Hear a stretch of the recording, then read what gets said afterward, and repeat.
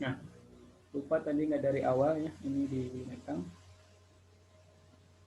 Biar nanti kalaupun ada yang masuknya telat, saya upload di YouTube biar nanti Anda bisa menyimak ulang. Ya. Barusan ke mana? Oh, ini. Nah, neraca pembayaran yang ada dimaksud di sini dalam manajemen keuangan internasional ini adalah daftar yang berisi keseluruhan pembayaran oleh suatu negara, negara Indonesia, Malaysia, ya itu karena adanya pembelian barang. Nah, adanya pembelian barang dari luar, ada jasa atau modal, misalkan pembelian barang. Kalau negara Indonesia ekspor barang keluar, kira-kira itu kaitannya kita akan menerima uang atau mengeluarkan uang? Ekspor. Maka Menerima. Menerima ya, menerima. Jadi nanti bentuknya kan bukan rupiah. Pasti mata uang dolar. Teh cantiknya nggak ada, Bu. Ya, dari mana, Bu? Teh Susi di unmute dulu atuh. Teh Susi di unmute. Nah, silakan layani lagi Pak konsumennya mah nggak kalau udah di unmute ya. Nah, kalau misalkan kita impor gimana tuh? Kita keluar uang atau nerima uang? keluar uang, Pak. Keluar, Pak. Kalau kita terlalu banyak transaksi pembayaran ekspor lebih kecil daripada impor, berarti uang selisih yang keluar akan terjadi. Dan selisih yang keluar itu akan mengurangi devisa. Gitu. Itu salah satunya. Jadi neraca pembayarannya itu di poin defisit, di kolom debit, di kolom kredit, itu akan kalau di debit itu akan memperlihatkan uang yang keluar, kalau di kredit itu akan memperlihatkan uang yang masuk. Kalau kita ekspor dapat misalkan 100.000 dolar, impor 500.000 dolar, berarti kita ada surplus pemasukan dari ekspor dikurangi impor dan itu akan menjadi cadangan devisa gitu. Gitu ya. Itu untuk di pembelian barang. Misalkan di jasa atau modal, di jasa ya, di jasa.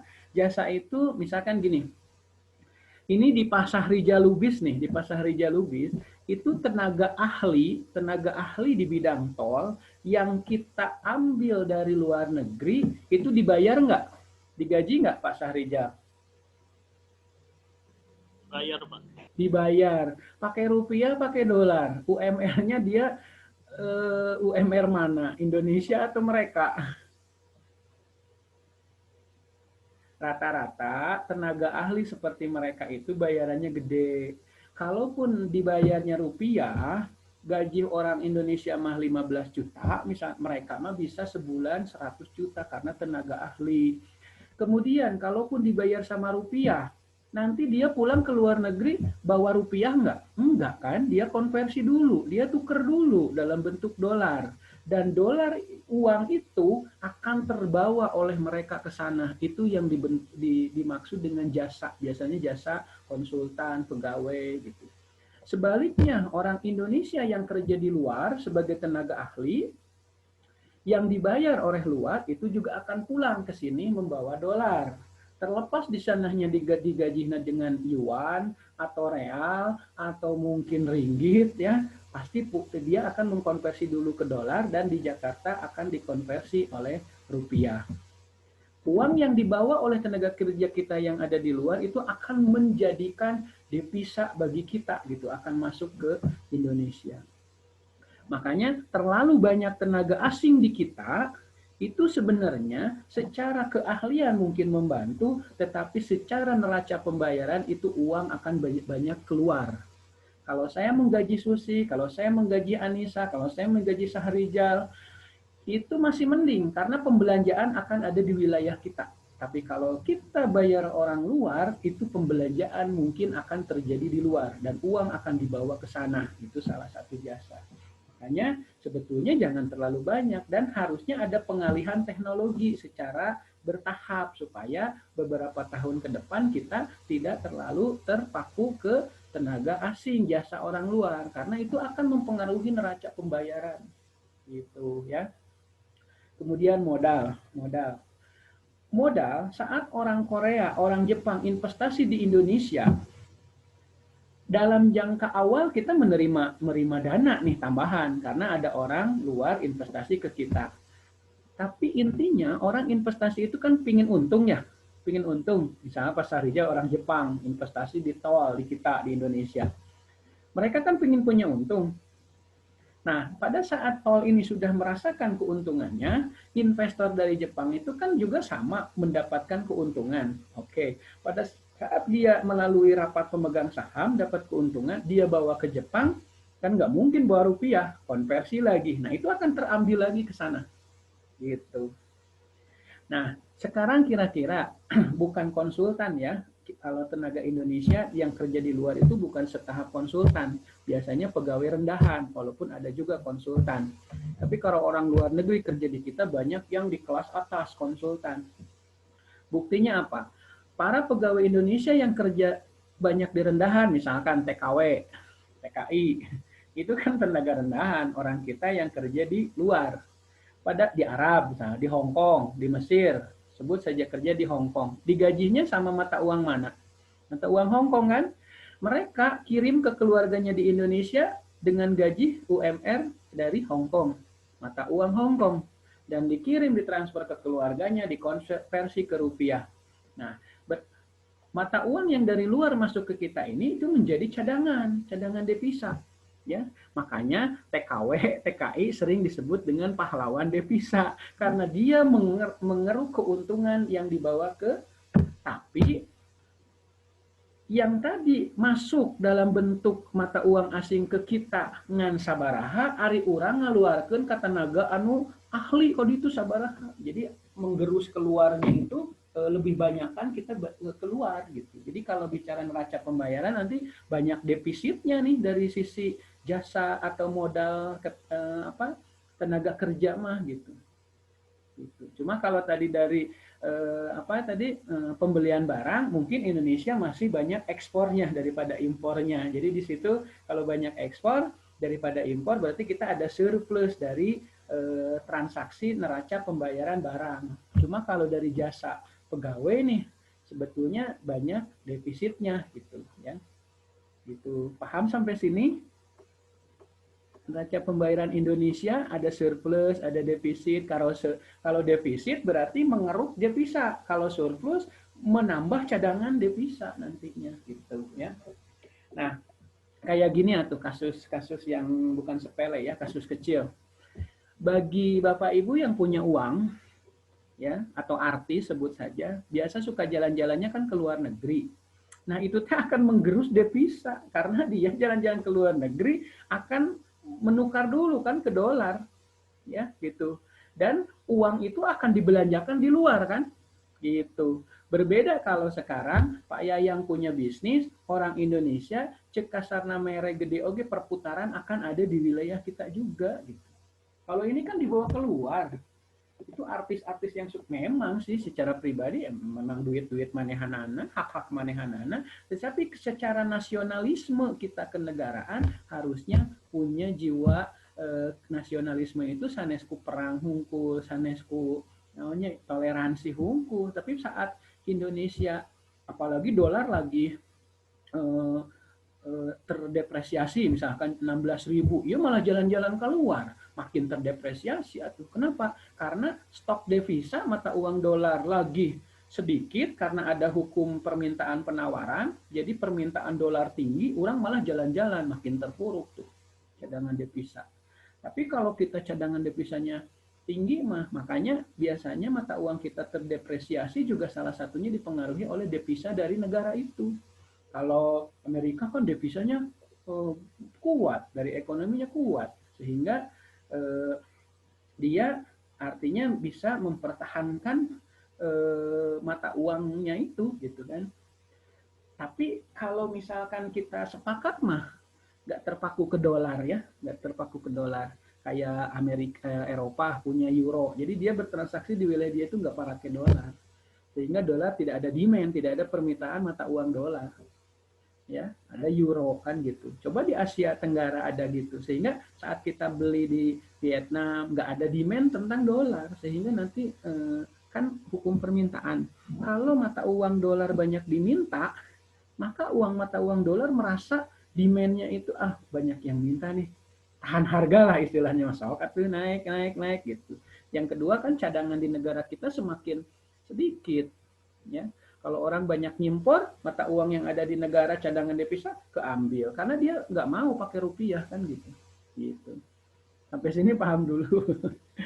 Ini jasa, jasa itu dari pegawai. Modal itu kalau Pak Yayang orang kayak siapa itu yang Menteri BUMN itu Pak Erick Thohir ya, Pak Erick Thohir. Nah, dia investasi misalkan di dulu pernah di klub Italia atau di perusahaan-perusahaan luar negeri ya. Nah, dia juga pilih-pilih perusahaan yang mungkin menguntungkan. Berarti Pak Erick Thohir saat nanti punya keuntungan, dia akan bawakan keuntungan itu karena dia warga negara Indonesia, mungkin ada beberapa rupiah atau uang dolar yang kebawa ke negara. Dan dari negara itu akan menjadi pertahanan devisa gitu. Gitu. Sampai sini paham ya? Jadi neraca pembayaran itu mun ieu mah tetendenan devisanya itu menjadi kuat kalau kita jadi lamun orang aya pangabutuh reka mana-mana kan ada tabungan, ada saving di devisa gitu ya. Dan keseluruhan pembayaran dari luar negeri karena adanya penjualan barang, jasa, atau kapital dalam waktu tertentu. Biasanya neraca pembayaran ini dihitung 1 tahun. Nah, sekarang coba Anda unduh aja bagaimana neraca pembayaran, neraca perdagangan Indonesia untuk tahun 2020. Apakah surplus atau defisit? Feeling saya defisit. Apalagi kemarin ada pemesanan vaksin, ada pemesanan apa itu? Alat kesehatan ya, termasuk ventilator, semua kan itu didatangkan dari luar, emang dibayar pakai rupiah, pakai dolar, dan akan menggerus cadangan devisa ya. Sementara ekspor kita terganggu. Nah, itu feeling saya 2020 neraca perdagangan pembayaran negara Indonesia defisit. Kalau nggak percaya coba aja buktikan unduh neraca pembayaran negara Indonesia tahun 2020 atau tahun 2019, mangga coba saja gitu ya. Jadi itu, jadi balance of payment itu penting untuk apa? Karena informasi ini untuk decision maker, pengambilan keputusan di tahun berikutnya, termasuk juga langkah ke strategi. Jadi kalau Anda jadi presiden, jadi menteri-menteri, data ini penting gitu. Ya. Yang kedua, balance of payment ini menunjukkan, jadi tidak menunjukkan modal, sebab tadi dari awal saya sebut bahwa neraca yang dimaksud di sini bukan neraca seperti neraca di keuangan. Ada aktiva, ada pasiva, ada liabilities, ada modal, ada aktiva tetap, bukan. Jadi neraca di sini hanya menunjukkan keseluruhan pembayaran antara duit nu keluar, diakibatkan impor, diakibatkan mayar apa itu konsultan, diakibatkan mayar bunga. Susi punten di unmute dulu sih. Kertasnya suaranya masuk ke sini. Punten Pak. Ya, ya. Nah, banyak ya yang keluar itu. Kayak selain tadi konsultan, kemudian para pegawai, pinjaman uang. Saat kita meminjam ke Bank Dunia, saat kita pinjam kan senang tuh dapat uang ya, dapat kucuran dana dari Bank Dunia. Tapi bulan depan mulai merasakan harus ngangsur kan? Ngerti ya, harus ngangsur. Nah, pada saat ngangsur itu Pak Yayang itu harus bayar bunganya. Berarti itu kan bulan depan ada dolar yang harus keluar kan, ke luar negeri karena bayar angsuran. Ya kan? Belum lagi bayar pokoknya. Bahkan yang tragis adalah hutang negara Indonesia itu makin berkembang, makin besar, bukan karena Indonesia minjem saja. Geus puguh aya nginjem deui mah eta mah beuki bengkak. Henteu nginjem deui oge beuki ngagedean, Pak. Misalnya gini, kalau Pak Yayang, kalau saya pinjam ke PNM, pinjam 10 juta, ya 10 juta. Nah, kalau Indonesia pinjam ke negara luar 10 juta dolar, tetap 10 juta dolar. Tapi karena suatu saat bulan depan rupiah terdepresiasi dari 15.000 menjadi 20.000, cek Bank Dunia, nah ada saya mah naikkan angsuran, tetap 1.000 dolar Indonesia ngangsur ke dia, tapi menjadi beban berat karena rupiah kemarin masih di 15.000, bulan sekarang di 20.000, itu makin berat karena ukuran yang kita harus bayar adalah dolar. Nah ini jadi hutang besar itu bukan karena Indonesia minjem deui, tapi karena ada terpengaruh, terdepresiasi dan terapresiasinya dari mata uang gitu. Sok we abdi nambut ke Bank Dunia $1.000, angsuran sabulana $100. Keur 10.000 $1 10.000 lancar-lancar saja usaha. Tapi saat ada krisis dunia, $1 itu 20.000, saya mengumpulkan $10 untuk angsuran itu menjadi seberapa rupiah kan gitu kan? Berat kan gitu. Ai payayang mah karena pinjemnya TNI Polri misalnya ke BRI angsuran 1.200.000, 1.200.000 aja terus. Nah ini juga dari Bank Dunia tetap angsuran $10. Cuma masalahnya karena kita tinggal di Indonesia yang berbisnis dengan mata uang rupiah, saat bulan kemarin ngumpulin $10 kita cukup dengan bisnis ini lancar, tapi sekarang dengan bayar $10 kita harus mengumpulin dari 10.000 jadi 20.000, berarti tinggal dikali 2 tuh, berat tuh bebannya. Gitu. Belum lagi barang-barang impor, misalkan produk yang kita punya itu barangnya impor. Kayak di tol itu kan ada beberapa barang yang hasil impor. Bagaimana tuh dengan kendala dari mereka barang yang kita impor nggak naik.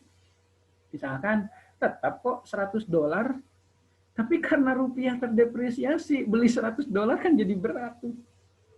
Ya, gitu. Misalkan Pak Yayang punya bisnis selain Polri, itu punya bisnis di perumahan.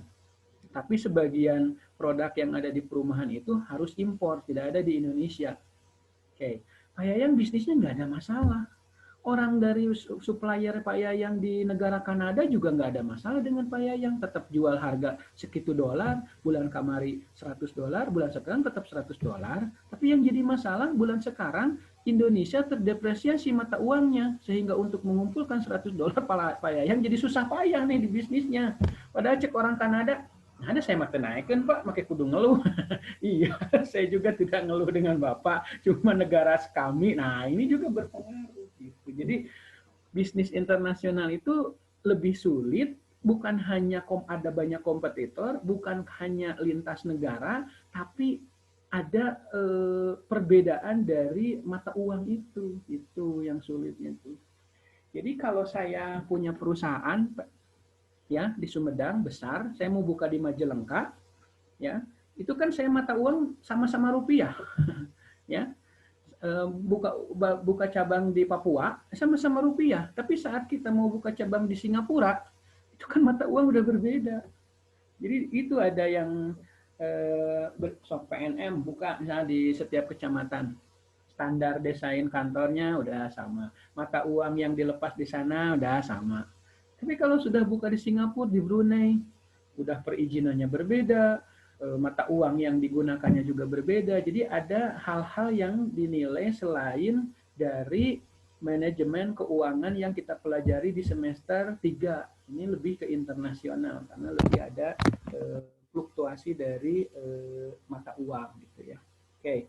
Jadi sekali lagi neraca pembayaran ini berupa daftar keseluruhan pembayaran keluar masuk di suatu negara. Entah itu masuknya karena kita ekspor, karena kita punya pegawai di luar, karena kita minjemin duit ke luar negeri, nanti ada bunga dari luar, itu akan masuk ke kita. Sebaliknya kalau di yang keluar itu adalah karena kita impor, berarti kudu bayar, duit keluar, tidak mungkin dibayar ke rupiah, pasti ke dolar. Nah dolar itu akan menguras cadangan devisa negara, setiap negara ya. Gitu. Termasuk juga saat pemerintah sebenarnya yang pinjam bukan negara ya, tapi swasta.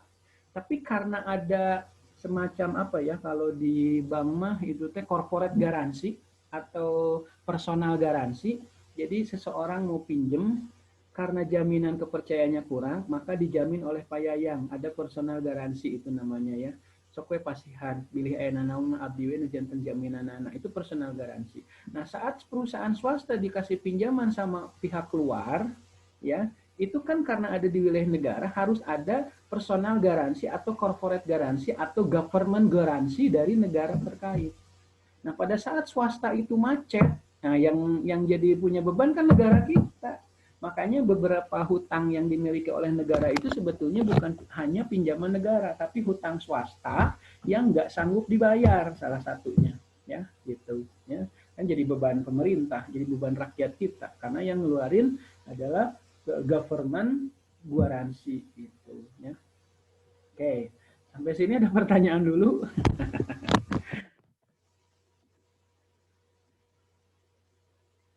Di Anissa Febrianti kita tadi asa kuatannya nangtung we gitu bari ngadengekeun sih. Nah, itu mantap diganti. Itu tadi mah nangtung we kuatan sih ngadengekeun kuliah nangtung we cak. Waduh, di belakang geningan seueur hapunten Wilujeng Sumping, Bu Leni, Kang Wildan. Belajar ya mana da anu kak tinggal ku bapak di payung tadi payayang kayak nah pasukana ternyata di belakang ini banyak ya Pak Ardi Kang Ardi ya Ardi masih kerja Pak Ridwan aduh wilujeng santan Pak Ridwan udah pulang di rumah ini nah, biasanya masih ngantor nih Pak Ridwan ya Baru nyampe, Pak. baru nyampe ya Bu Mary juga Bu Mary tumben lagi di kebun Bu.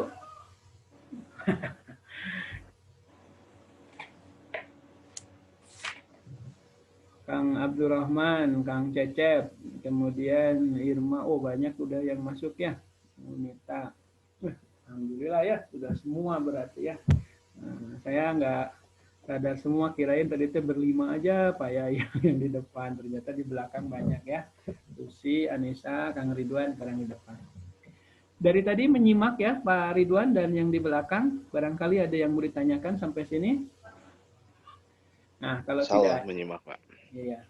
Kalau tidak ada, kita lanjut. Nah, yang ketiga, posisi keuangan tersebut bukan ditunjukkan oleh saldonya. Kan Paminracana di Susi mah di Anissa, kemudian di siapa lagi orang-orang keuangan di perusahaan itu kan ada saldo, ada aktiva tetap, saldo aktiva tetap, total aktiva total pasipa gitu kan ya. Nah, itu ada saldonya. Kalau di neraca pembayaran ini tidak ada.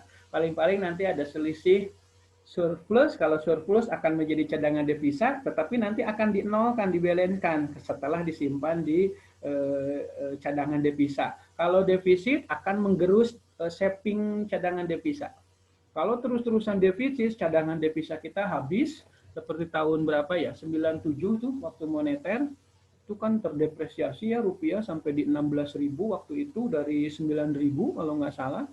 Ya, itu luar biasa ya, dan nasionalisme dari kita dari artis waktu itu nyumbang semua ya gitu untuk menguatkan cadangan devisa ya. Dan pada saat Pak Presiden Habibie waktu itu alhamdulillah kembali lagi ke 13.000 kalau nggak salah ya, alhamdulillah bisa turun lagi. Kalau terus-terusan naik kan kita kebayang, apalagi bagi Bapak Ibu yang beberapa komponen dari usahanya itu dari luar, itu akan terpengaruh besar ya, melonjak. Oke, yang keempat, selalu menunjukkan saldo nol, karena saldo itu untuk membalanskan. Ya kalau sudah surplus, misalkan 300.000 dolar surplus, kita banyak ekspornya daripada impornya misalkan ya, ya udah nanti akan jadi nol lagi, disimpan ke cadangan, nol lagi, nanti akan kayak closing entry kalau di keuangan ya, closing entry tutup buku dari tahun ini, nanti tahun baru adalah perkembangan laporan keuangan baru. Jadi saldonya selalu nol dan selalu seimbang sebagai konsekuensi adanya pembukuan transaksi luar negeri, bahwa arus uang dan barang yang masuk diimbangi oleh arus uang dan barang yang keluar ya. Nanti kita kasih contoh ilustrasi balance of payment-nya ya. Nah, saldo nol tadi dipandang dari segi analisis ekonomi tidak memiliki arti penting apa-apa gitu, karena tidak menunjukkan angka yang real, cuma di situ sudah dibalanskan. Kalau minus yang meureun nyokot tina devisa, lamun surplus yang meureun dipundheun deui di devisa jadi ngahageungan. Kemudian keenam, transaksi pembelian dan penjualan menimbulkan pembayaran dan penerimaan. Kalau kita menjual ekspor berarti kita akan menerima. Tadi seperti yang Pak Yayang katakan, kalau kita melakukan pembelian impor berarti kita akan melakukan pembayaran dan uang akan keluar. Segala transaksi yang menimbulkan pembayaran atau hutang kepada luar negeri dicatat dalam transaksi debit. Jadi segala pembayaran kita keluar itu akan dicatat di kolom debit. Jadi ada seperti buku besar pembantu ya, begitu. Ada dua, sisi sini debit, sisi sini kredit. Cuma kalau buku besar pembantu, kalau debit itu dana yang masuk, kalau kredit itu dana yang keluar. Itu di neraca akuntansi ya. Kalau ini neraca pembayaran, di debit itu adalah segala sesuatu yang kita terima dan harus kita bayar. Gitu. Misalkan kita nerima pinjaman dari Bank Dunia, tapi kan bulan depan harus bayar tuh. Nah, itu akan keluar tuh. Bayarnya kan pakai dolar. Nah, jadi akan menggerus devisa. Ya. Jadi segala transaksi yang menimbulkan pembayaran, emang awalnya kita menerima kayak tadi barang, kita menerima barang impor, tapi kan berimbas ke pembayaran. Kedua, kita menerima jasa konsultan, tapi kan akan berimbas ke pembayaran gajinya dia. Kita menerima pinjaman dari luar negeri, tapi kan pada akhirnya kita akan menimbulkan pembayaran. Sebab tiap bulan saya meureun kudu mayar bungana jeung pokokna.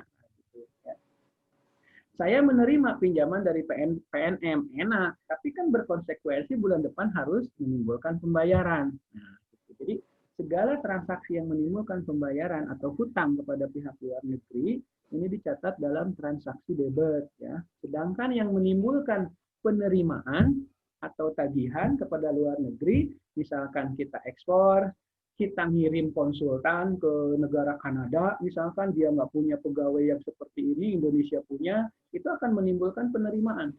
Ya, termasuk tadi tenaga kerja wanita, tenaga kerja Indonesia yang dikirim ke Hong Kong, itu juga akan menimbulkan penerimaan. Ya, gitu. Kemudian kayak investasinya swasta, sebut saja Erick Thohir atau siapa ya di luar negeri, Abu Rizal Bakri, itu awalnya uang kita keluar, tapi akan menimbulkan penerimaan. Ya penerimaan pokoknya dari modal, ya penerimaan jasa dari modal atau dividennya. Itu akan menyebabkan penerimaannya begitu. Jadi itu akan dicatat di transaksi kredit gitu. Nah, kegunaan balance of payment satu untuk membukukan seluruh transaksi ekonomi internasional yang terjadi antar penduduk dalam negeri. Kita ada ekspor kan, impor juga kan penduduk dalam negeri karena ada usaha yang komponennya harus dari luar. Kemudian untuk mengetahui struktur dan komposisi transaksi ekonomi internasional suatu negara. Kemudian untuk mengetahui mitra utama. Jadi di situ juga kita bisa jelas saat ekspor itu nanti ada subnya lagi, ekspor ke Kanada, ekspor ke Jepang, ekspor ke Papua Nugini. Jadi kita akan melihat dari akumulasi total kita ekspor yang sekian ribu dolar itu kemana paling tinggi. Kita bisa mengetahui dan bisa information sharing. Kemudian nanti decision making, apakah pertahankan, tingkatkan, atau kurangi, kan gitu. Ya. Jadi dengan pengetahuan ada laporan balance of payment ini, kita bisa mengetahui mitra utama negara kita itu mana. Misalkan kopi kemana nih ke negara-negara Eropa. Berarti kita harus membina baik, gitu kan gitu. Karena dari situ kita mendulang devisa, gitu ya. Gitu. Terus kalau ada yang impor kita tinggi, itu kan decision maker-nya kurangi. Kalau bisa ada barang substitusi di negara kita yang sama fungsinya supaya tahun depan kita nggak terus-terusan impor seperti itu. Gitu, ya. Kan jadi balance of payment ini menjadi pengetahuan ya, bagi kita, yang selebihnya untuk decision maker. Yang keempat ya mengetahui posisi keuangan internasional suatu negara, termasuk negara kita. Yang kelima sebagai salah satu indikator yang akan dipertimbangkan oleh IMF. IMF bakal mereng nginjem duit teh meureun lamun neraca pembayaran halus, lamun goreng wae mah loba keneh di debitna, artinya loba uang keluar tibatan masukna, nanti dia tidak punya kapasitas untuk bayar, belum tentu dia mau ngasih bantuan ya, bantuan pinjaman gitu. Jadi Anissa juga akan melihat neraca laporan usaha saya saat Anissa mau meminjamkan dari PNM ke saya, misalkan 100 juta. Kalau misalkan posisi modal saya sebelum Anissa PNM pinjamin saja banyak hutangnya dari aset usaha saya itu daripada modal sendiri saya, ya berarti Anissa lagi pikir-pikir, aduh, ayo lagi ini utangnya masih gede, buat yang ke saya minjamkan. Nah, IMF juga sama begitu, gitu ya. Tapi kalau misalkan saya minjem ke PNM, usahanya bagus, kemudian dari usaha itu modal yang sudah ada 100% adalah tabungan dari Sukma sendiri, belum pernah minjem kemanapun, wah itu asik tuh minjeminnya, karena dia berapapun nanti kemampuan penghasilannya akan sanggup untuk membayar, karena hanya PNM lah satu-satunya yang mau meminjamkan, yang lain belum ada, sehingga fokus pembayaran itu ke situ. Ya, IMF juga sama. Kami negara itu yang harus dibayarnya banyak, nah dia juga akan pertimbangan tidak akan terlalu besar ya, meminjamkannya. Nah ini sebagai salah satu indikator fundamental ekonomi suatu negara. Selain inflasi, kemudian gross domestic bruto atau GDP dan sebagainya, ini juga sebagai ukuran. Nah, makanya salah satu disebut negara miskin, negara berkembang, kemudian negara maju juga dilihat dari indikator ini. Ya, gitu.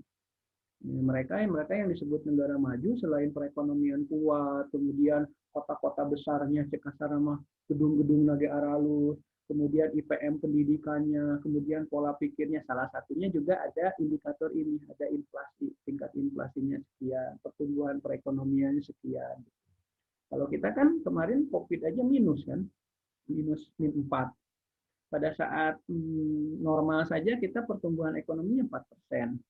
Target pernah di zaman Pak di zaman Pak SBY itu pernah 7%, itu prestasi yang setelah moneter 97 itu yang terbaik tuh, sampai 7%. Di sini Pak Jokowi sempat 5%, kemarin 4%. Nah sekarang di COVID minus semua hampir negara ya tingkat pertumbuhan ekonominya. Kenapa ya? Mau bertumbuh gimana? Orang di work home, kemudian ada juga yang di resign ya kan. Nah, pada akhirnya ya tidak punya daya beli. Dan saya salut makanya ke PNM, NPL-nya bisa kecil kan, bank-bank lain itu naik tuh tingkat NPL-nya karena daya belinya yang memang menurun. Nah, kemudian ciri-ciri transaksi debit yang tadi keluar itu diberi tanda minus karena itu yang kita terima dan berdampak kepada kita harus membayar. Kayak tadi impor ya. Itu ciri-ciri transaksi debit itu yang pertama diberi tanda minus karena uang kita berkurang, devisa itu berkurang, dipakai pembayaran keluar. Misalkan Susi ini konsultan di Indonesia di PNM, tapi Susi berasal dari negara misalkan Inggris misalkan. Itu kan pertama standarnya standar mereka. Dia nggak mau dibayar kecil seperti orang yang ada. Yang kedua, saat Susi digaji, mau sama rupiah sama mau dolar, kan dia bawa pulang ke kampung halamannya. Ditukar dulu kan sama mata uang mereka. Akan menggerus devisa. Itu tuh yang disebut dengan jasa tadi ya. Jasa. Nah, diberi tanda minus, menunjukkan bahwa negara yang mempunyai neraca pembayaran telah menerima sesuatu dari negara. Menerima apa? Ya tadi barang, impor. Ya kan? Impor kapal, impor tanker, impor pesawat tempur. Itu kan kudu dibayar tuh. Nah, itu kan pasti transaksinya di debit dan biasanya tandanya minus. Yang kedua, adanya pengurangan devisa karena pembayaran ke luar negeri. Nah, jadi menggerus devisa. Sebaliknya, jasa pegawai kita yang ada di TKW itu ya, yang jadi TKW itu kan masuk tuh ke kita gajinya dan itu akan menambah devisa karena pembayaran yang diterima dari luar negeri. Kemudian masih debit. 3, adanya tagihan-tagihan tunai yang harus dibayar kepada luar negeri. Nah, mungkin Indonesia minjem, ada tagihan tuh. Kabarnya kemarin kita masa resesi ekonomi itu 2 kuartal itu minus terus, itu disebut resesi ya, 2 periode buku ekonomi itu minus resesi. Nah kita nggak sanggup, kita minta kayak gini geningan Susi lamun di PNM mah. Karena usaha saya 2 bulan ini off gara-gara COVID, saya minta keringanan ke PNM, ke BJB, ke semanapun untuk 2 bulan ini tidak membayar dulu. Tapi kalau sudah normal, saya akan bayar lagi kembali normal, gitu. Minta keringanan. Negara Indonesia kemarin pernah minta tuh keringanan, ya. Atau mau bayar bunganya aja, gitu. Pokoknya belum, misalkan gitu. Jadi itu kan harus dibayar tuh keluar, gitu. Nah, tadi saat Indonesia normal aja, hutang kita bisa merasa berat, bukan berarti nambah lagi hutangnya, tapi karena rupiahnya terdepresiasi. Angsuran kita $100. normal, tapi lagi di 10.000. Pada saat rupiahnya jadi 25.000, ngumpulin $100 kan jadi berat, jadi harus banyak. Jadi 100.000 dikali sekian dolar. Nah, kemudian yang keempat, bertambahnya kewajiban untuk melakukan pembayaran kepada luar negeri. Gitu. Kemudian sebaliknya, untuk ciri-ciri kredit, ini diberi tanda plus karena uang masuk, menunjukkan bahwa negara yang mempunyai neraca pembayaran telah mengirimkan sesuatu, ekspor, kita ekspor apa ya, sawit misalkan ya, itu nanti kita akan menerima pembayaran dari luar negeri dan itu menjadi cadangan devisa karena mereka bayar ke kita bukan dengan rupiah dan mau rupiah, dan kita pun meminta yang umum aja deh, dolar, biar nggak kemana-mana. Makanya tadi di awal coba kita ada kesepakatan di wilayah zona Asia Tenggara saja pakai mata uang khusus Asia Tenggara, sehingga permintaan terhadap dolar tidak terlalu tinggi. Sekarang kan tiap negara minta dolar, sehingga dolar lah yang enak gitu ya.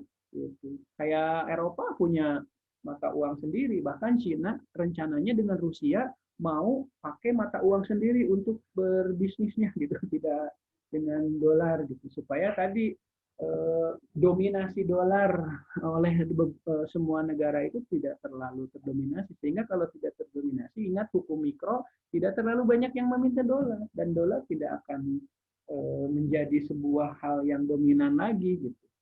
Itu Eropa sudah pakai pound sterling kan, jadi pami Inggris pada ngimpor ke Prancis, Prancis pada ekspor ke Swedia itu nggak pakai mata uang Amerika kan, pakai mata uang mereka yang ada di Eropa, sehingga kalaupun dolar ada kembali ada semet, nah gitu ya, seperti itu ya. Kemudian adanya penambahan devisa karena ada uang masuk ke kita, nah ini yang menjadi cadangan devisa kita. Nah, yang ketiga, adanya tagihan-tagihan tunai yang harus dibayar oleh luar negeri. Bahkan Indonesia memberikan pinjaman kepada negara Jamaika misalnya. Nah, Jamaika itu kan tiap bulan harus bayar. Nah, kita ada tuh memasukkan. Jadi masukna devisa tuh, oh bulan hareup negara ieu bakal mayar ka urang. Jadi mun diskusi jeung Anissa mah pas ayeuna aya jadwal rek mencairkan kredit ke pajar, aduh duitnya can aya tapi oh iya aya nu mayar si anu. Nah, gitu sudah bisa diprediksi tuh ada yang masuk. Nah, jadi ini ada tagihan tunai yang harus dibayar dari luar negeri karena kita mungkin meminjamkan uang kepada mereka ke luar negeri atau kita berinvestasi, ya kan? Kayak tadi Pak Erick Thohir tuh investasi di klub Italia, saat menguntungkan dia dapat dividen kan dari klub itu. Nah, pada saat dapat dividen kan dia karena orang Indonesia pulanglah ke Indonesia, itu karena di Indonesia, jadi mata uang itu keambil gara-gara kita senang investasi di luar gitu. Sebaliknya, saat orang-orang luar investasi kayak mana ya? Sekarang Pak Jokowi banyak mendatangkan investor dari Cina atau dari manapun. Dalam jangka pendek, emang betul itu menguntungkan, Pak. Jadi karena gara-gara banyak investor luar negeri ke kita, ekonomi berkembang, pegawainya kan, lapangan kerja berkembang. Tapi kalau tidak pandai mengelola dengan baik, bulan depan, tahun depan itu udah mulai muncul kan tagihan, ya kan? Kita pinjam ke PNM, kita pinjam ke BJB, itu solusi buat keluarga. Dalam bulan itu menjadi solusi dan bergembira. Tapi kalau tidak mampu memainkannya, kalau mau nu konsumtif malah kebutuh-butuh acan, bulan depan kan muncul tagihan cek PNM deh, angsuran. Kita belum sanggup. Nah, jadi investasi-investasi orang luar negeri ke kita juga itu sebenarnya dalam jangka pendek betul selama mungkin 1 tahun ke sini itu menjadi solusi dan bergembira. Gara-gara ada program investasi jati gede ini, pengangguran dari mulai pembangunannya kan ikut terlibat masyarakat di Garawe. Kalau kita tidak pandai kan bulan depan itu udah mulai ada angsuran gitu. Dan pakai mata uang dolar. Saat rupiahnya terdepresiasi 10 jadi 20.000 aja, ngumpulin dolar segitu kan jadi berat tuh karena rupiahnya terdepresiasi. Ini yang harus dimaknai dengan baik dan dicari solusinya. Makanya bagi mereka geningan ada kekhawatiran, jangan terlalu banyak pegawai asing di kita gitu.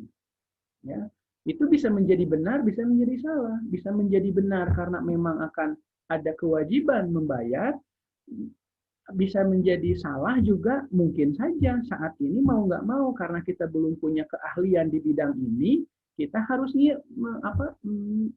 mendatangkan. Cuma kalau menurut saya kalau masalahnya seperti itu, setuju mendatangkan, tapi selama 1 tahun ini harus ada alih teknologi, artinya harus ditransfer sehingga nanti dalam jangka 1 tahun kurangi karena pegawai kita sudah ada yang mumpuni. Sehingga kalau sudah tersampel seperti itu, 90% nanti sudah dikerjakan oleh asli SDM Indonesia, pulangkan, nanti uang sudah tidak keluar lagi.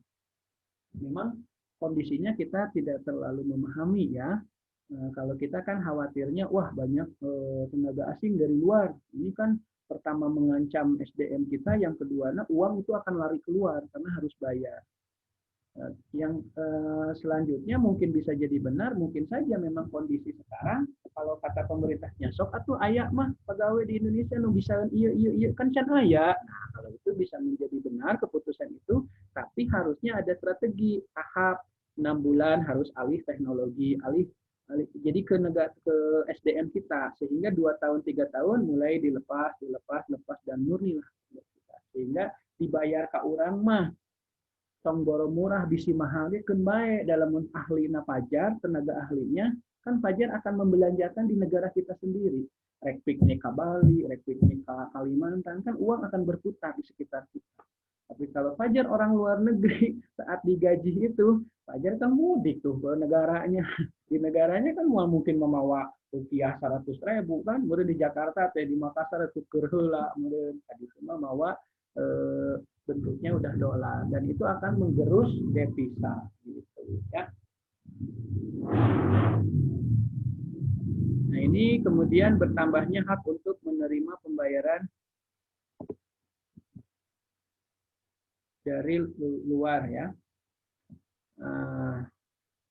Kita langsung saja tuh ini lewati ya, saya kasih contoh langsung ilustrasi. Nah ini ya langsung. Nah ini misalkan ada salah satu kasus negara, saya nggak tahu, ini hanya contoh aja ya. Misalkan negara A itu diketahui bahwa selama 1 tahun itu dia impor 5.400 juta dolar, misalnya dalam jutaan ya. Berarti impor itu ada barang masuk dan itu berkewajiban kita membayar. Berarti itu ada di posisi debit ya. Tadi kan dikatakan bahwa debit itu ada transaksi yang barang kita terima dan berimbas kepada kewajiban kita untuk membayar. Bunga dan dividen yang dibayar. Nah, berarti itu ada investasi luar negeri di negara kita. Dan kita harus memberikan atau ada pinjaman. Kita negara kita, entah itu negara pemerintah Indonesia yang minjemnya atau swasta. Gitu. Misalnya Susi pengusaha swasta minjem kan lisensi otoritas ini mah pemerintah minjem bulan harapnya kan kudu mere bunga. Jadi bayar bunga dan dividen yang dibayar 550 juta dolar. Nah, tapi kita alhamdulillah nih udah ekspor 6.800 juta dolar. Nah, berarti kan kalau kita bandingkan impor dan ekspor, di sini ada surplus ekspor ya. Berapa tuh? 500 ya? 500 ya? Berapa tuh?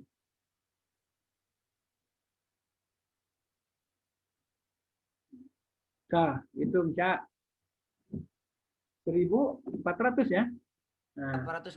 Iya benar. Ya betul. Tapi kan kita harus dihitung juga. Ini baru ini impor PS ekspor gitu kan, baru impor. Tapi kan ada lagi yang lain-lain. Kemudian kalau mau dirunut juga impornya, impor dari Kanada, impor dari Amerika, alat tempur, impor dari, kan itu bisa nanti dari impor 5.400 juta dolar itu kemana nih kita impor, sehingga nanti saat Anda jadi presiden, menteri keuangan, decision maker-nya, wah ini kurangi dengan cara mencari barang substitusi. Ari ayeuna mah kapaksa meureun eueuh deui, dan di negara kita penting.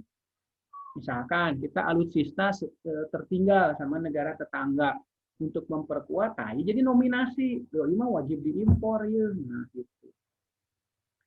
Nah, tahun depan kita harus mencari solusi. Jangan sampai terus-terusan impor ke situ karena uang akan keluar. Misalkan kita mendirikan program pemerintah kan, Inka saja, Inka kereta api kan sekarang dulu mah kan langsung diimpor ya, Sekarang kan enggak, sudah di Surabaya itu dibikinnya. Cuma pemerintah kita mendatangkan para pegawainya dari Cina, sehingga dengan secara tidak langsung ada pengalihan fungsi. Jadi memang sih untuk tahun pertama itu banyak pegawai tenaga kerja asing. Itu memang merugikan. Tapi kalau siasatnya bagus, sedikit-sedikit langsung dialihkan, jadi orang-orang Indonesia belajar, hitung-hitung belajar, dan 2 tahun, 3 tahun sudah bisa mah, lepas-lepaskan. Nah, kalau strateginya itu bisa menjadi bagus. Tapi kalau strateginya tidak ada, yaitu rugi kita. Gitu. Hanya bayar orang luar saja. Nah, kereta kan sekarang udah oleh perusahaan Inka. Kemudian kapal-kapal itu kan sudah di galangan di Surabaya. Kemudian juga tanks ya sekarang bahkan punya kita yang bisa ekspor sekarang ini ya, ada beberapa ya. Karena tadi untuk mengefisienkan supaya tidak impor. Ari ayeuna mah daek teh daek karena kondisinya misalkan gitu. Jadi di rumah tangga itu daek teh daek ayeuna mah kursi teu boga tapi penting pisan ya. Wayah meuli ka batur. Nah, tahun depan mah untuk mengefisiensikan lamun butuh cari nih alternatif. Seperti itu. Jadi data balance of payment ini penting untuk membaca dan nantinya decision maker-nya seperti apa. Gitu. Ya.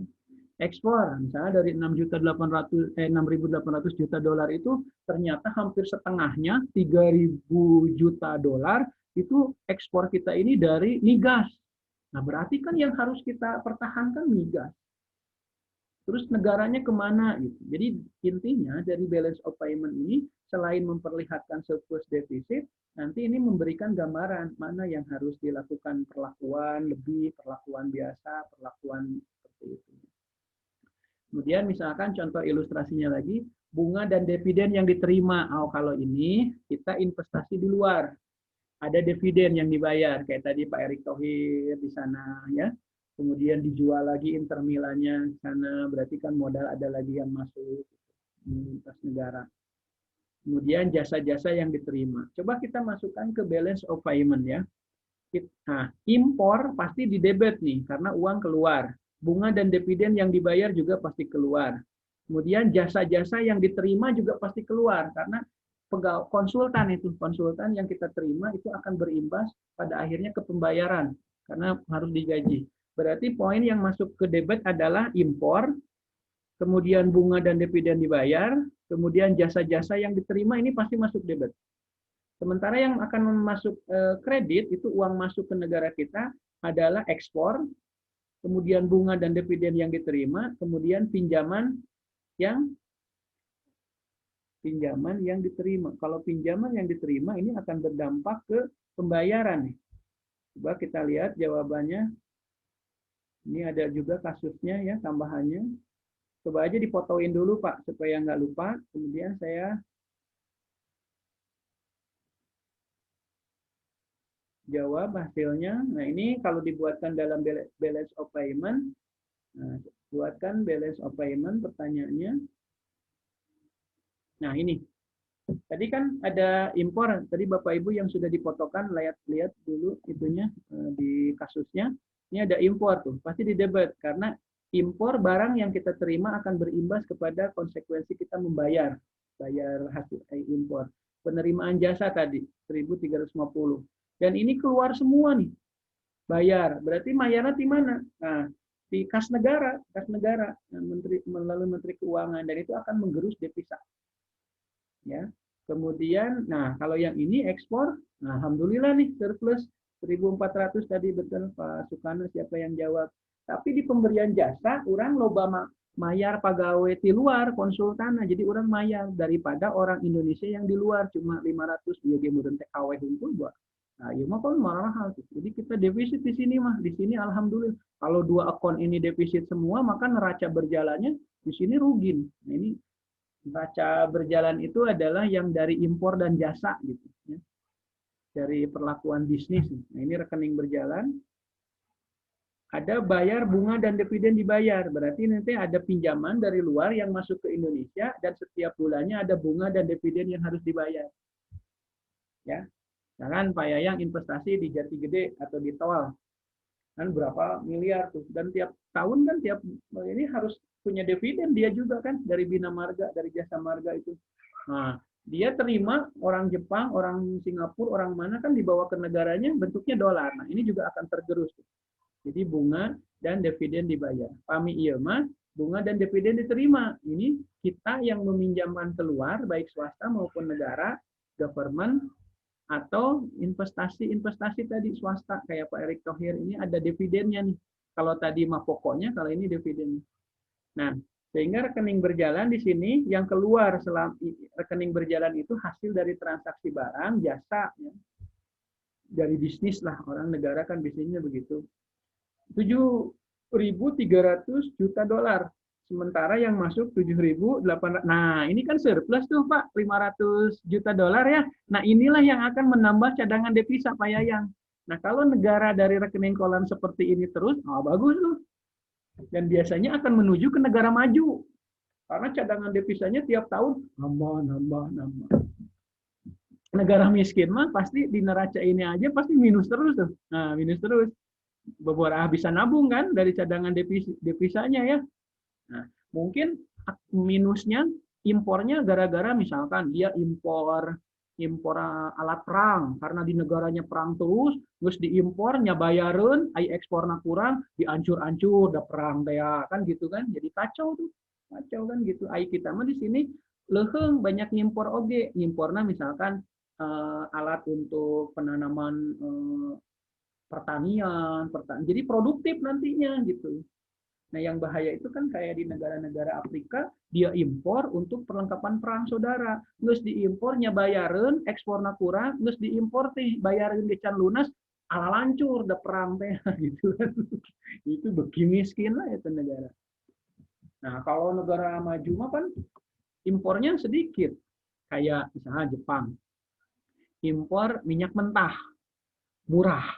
Ai begitu diekspor, minyaknya sudah minyak dalam bentuk pertama, kan mahal tuh. Impor di negara Indonesia, di Krakatau Steel, bentuknya baja, ringan. Maksudnya harganya ringan, baja kan, baja malah murah. Begitu dia dirubah jadi mobil, nilainya jadi berubah kan. Hartos deh, seperti iya kabel tidak punya arti apa-apa atau ini kaca tidak punya arti apa-apa. Lamun dijieun jandela mah harganya paling-paling 30.000. Tapi saat kaca ini dibuat HP, nilainya jadi berubah kan, mahal luar biasa gitu. Nah, negara maju itu mampu merubah itu. Dari negara berkembang, negara miskin dia impor harga murah karena bentuknya masih belum apa-apa. Kemudian dia kreatif, dia rubah dalam bentuk kendaraan, pesawat tempur, pesawat jadi harganya begitu dibalikin lagi ke negara kita udah harganya. Dan dia di neraca pembayarannya jadi ekspornya itu harganya mahal, dia dolarnya mahal. Sementara yang dia bayar mah ringan, sehingga dia banyak di cadangan sininya besar. Negara kita pun kalau terus-terusan surplus seperti ini, tiap tahun surplus, cadangan devisanya jadi banyak, bisa menjadi negara maju. Gitu. Tapi kalau kita mah kan masih apa ya?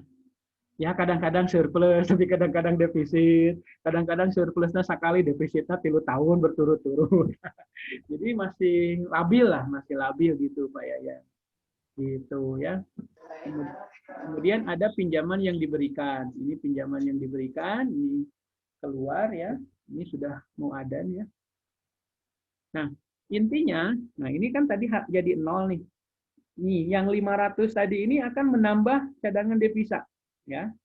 Kemudian yang 200 ini karena ini ada uang keluar, pinjaman yang diberikan, jadi ada pinjaman yang masuk ke kita dan kita bayar pokoknya tiap bulan 5.500.000 itu hutang Indonesia yang kudu dibayar. Hari ieu mah Indonesia punya piutang di negara luar. Gitu yang masuk.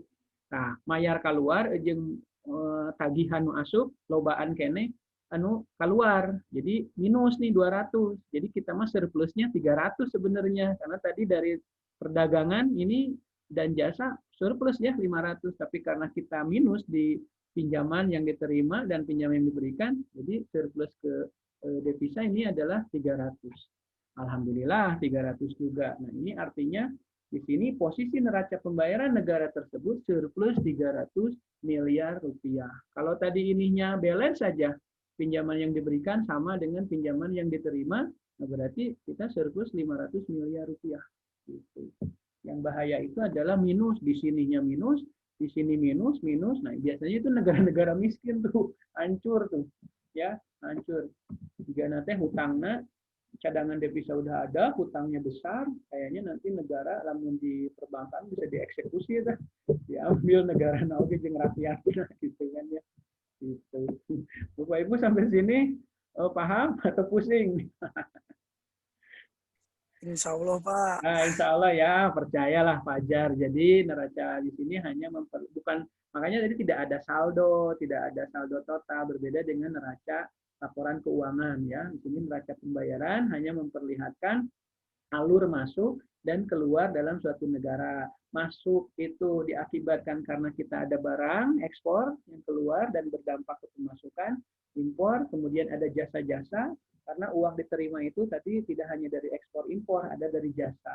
Seperti Pak B.J. Habibie ya, almarhum, sebelum jadi presiden itu kan dia ahli di bidang perkapalan, bahkan dimanfaatkan juga keilmuannya di Jerman. Saat dia digaji oleh perusahaan yang ada di Jerman, nah itu akan mendatangkan pemberian jasa, dan gajinya Pak Habibie itu sekian mata uang Jerman, kan dia pulang kampung mah merentuh, itu akan menjadi cadangan devisa yang masuk.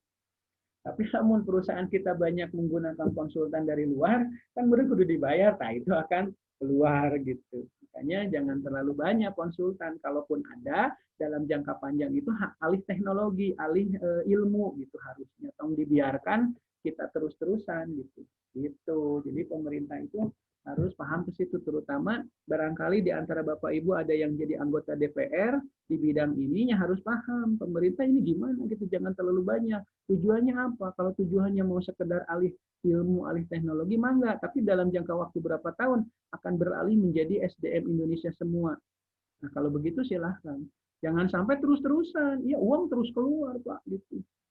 Ya, sementara di SDM Indonesia tetap bodoh, tetap ngalah nganggur, lila-lila di negara loba orang luar nah tuh karunya bangkrut di negara. Ya, jar ya. Jangan sampai seperti itu. Nanti pimpinlah sama Fajar yang menguasai ilmunya. Pimpinlah sama teman-teman yang di sini ya. Amin, siapa? Iya, siapa tahu ya gitu.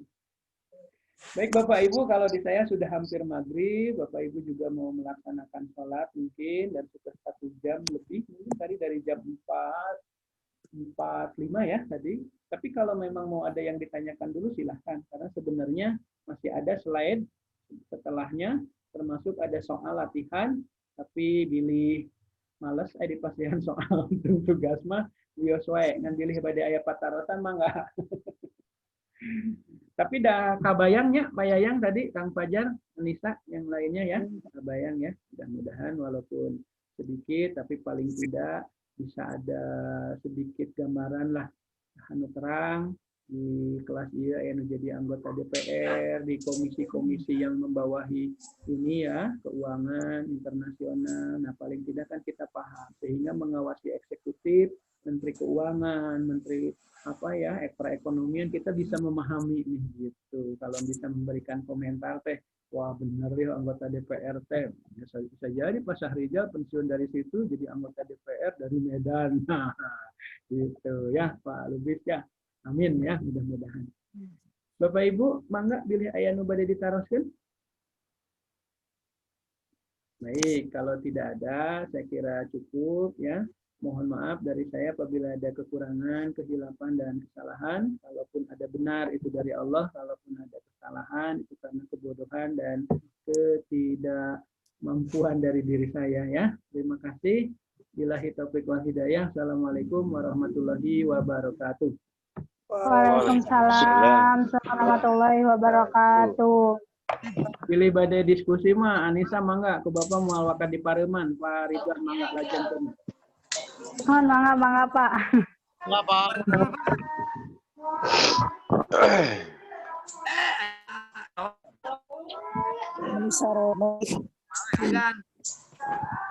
Maunya guys. Kamarana, Ujang. Yang terbaik. Bang absen Alis itu, Bang, Bang. aduh. Bang absen itu. Lagi Zoom.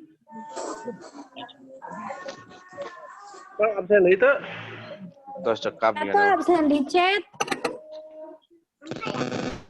Kemarin berijil.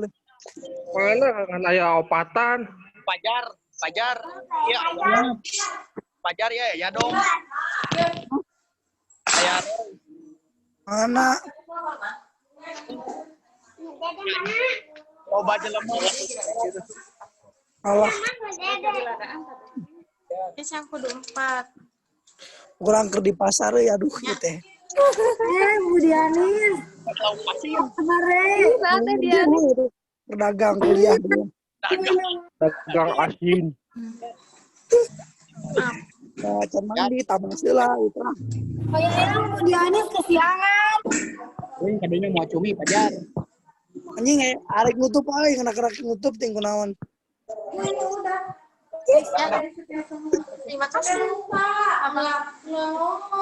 Aduh, teteh dia nih. Yes, cantik aja dia nih.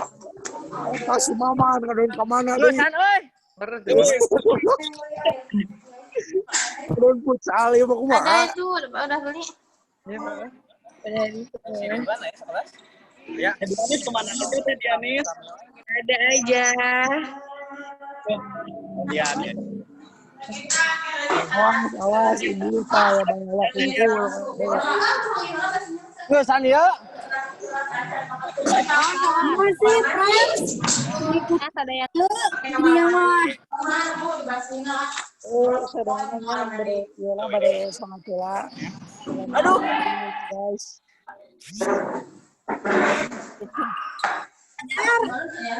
Tulan.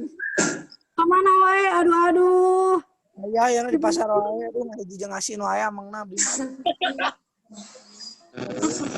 Oh, yang atau dikirimin Kaliwat atuh asin. bawa asin. Eta kirimnya alamatnya gampang. Alah. Arek ngaliwat di mall ya, ngaliwatkeun Ayo, yuk. bener asli ya. Gaskeun. Pajar siap asin kan? Kemarin sok siapa seberapa bintang. Ayo Ayo asinna. Kabel oge teu diangkat-angkat. Ayo sok. Kalimat sudah teh sambil